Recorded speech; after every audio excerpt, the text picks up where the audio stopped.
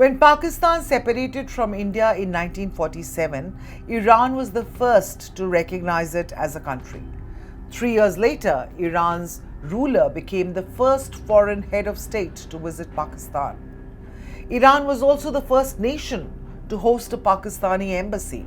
But last Tuesday, Iran took unprecedented military action against Pakistan. Iran hit Pakistani territory with missiles and drones. Pakistan responded aggressively, hit back with a series of deadly military strikes on what they said were separatist militant hideouts inside Iran. Now, Islamabad also expelled Tehran's envoy, recalled its own. This exchange has opened a fresh flashpoint, even as the world gets more worried by the day about the Gaza war. It's also a fresh reminder for India that the Israel-Palestine conflict may not be that far from its borders. So how did relations between Iran and Pakistan go from the highs of the 1940s to such lows?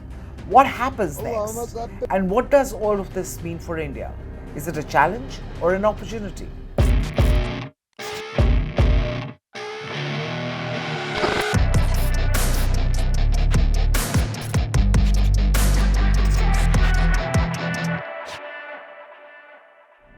After Pakistan gained independence and was sending its first ambassador to Iran, Muhammad Ali Jinnah told him that he was going to a country which has the most cordial relations, quote unquote, with Islamabad. For the first few decades of independent Pakistan's existence, the two countries shared very close ties. This was when Iran was ruled by Muhammad Reza Pahlavi, better known as the last Shah of Iran. Pakistan's parliament also studied Iran's constitution when writing its own.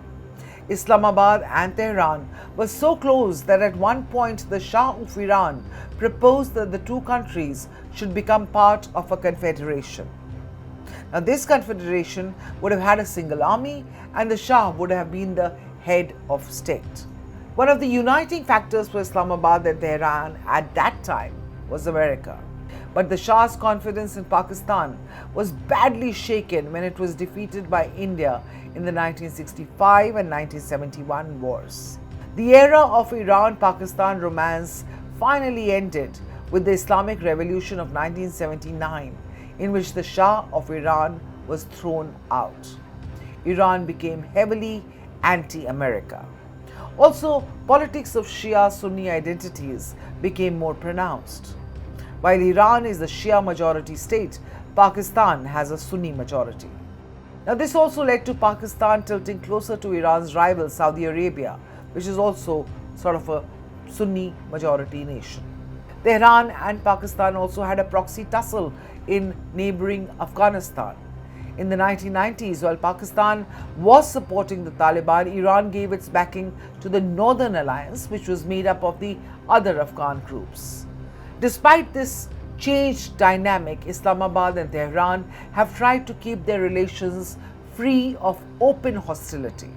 But there is one factor which pushed the two countries towards serious conflict. Both Iran and Pakistan possess some parts of the larger Balochistan region. In Iran, it is known as the province of Sistan, Baluchestan. This is where a lot of Iran's Sunni minority lives and allegedly faces discrimination and repression. Now, Sistan, Baluchestan is Iran's poorest province, has also become a hotspot for Balochi separatist groups seeking independence from Iran. One of the most prominent of those groups active in the area is the Jaish al-Adil. Last month, an Iranian police station was attacked in Sistan, Baluchestan, and 11 Iranian officers were killed. Iran had blamed Jaish al-Adil.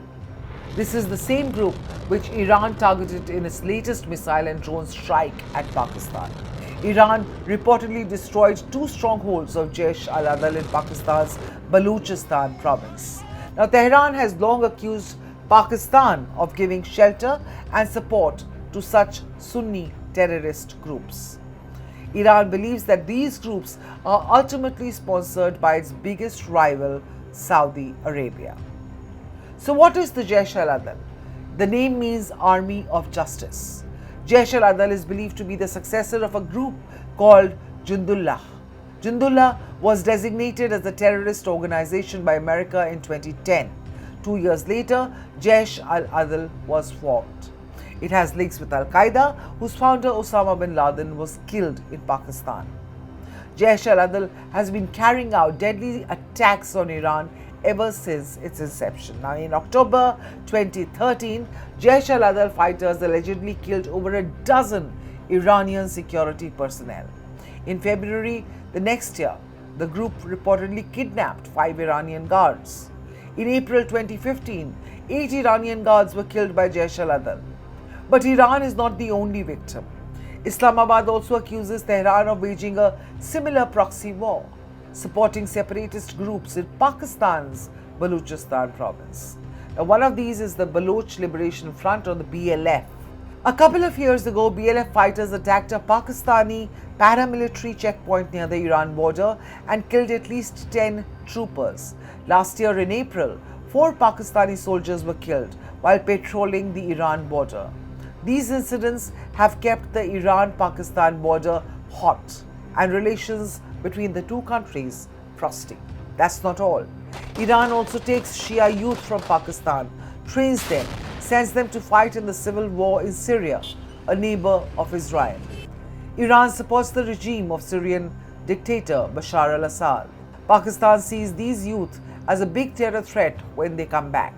Despite these flashpoints, Tehran and Islamabad try to keep the tension in check. In March last year, China brokered peace between the two. But just a few weeks later, one of the attacks I just told you about took place. A few months later, Pakistan's army chief visited Tehran.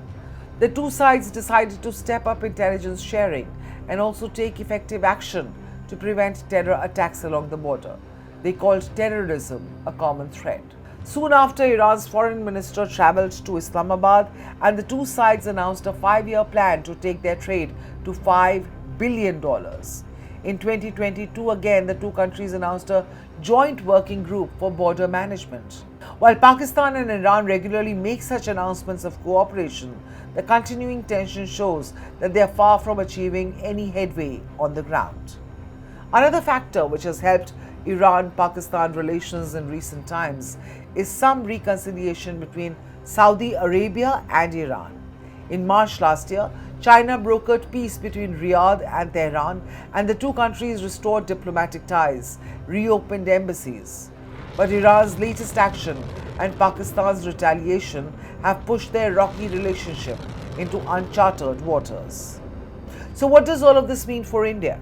While any conflict in the neighborhood is bad, the rising tension between Tehran and Islamabad can also be an opportunity for New Delhi.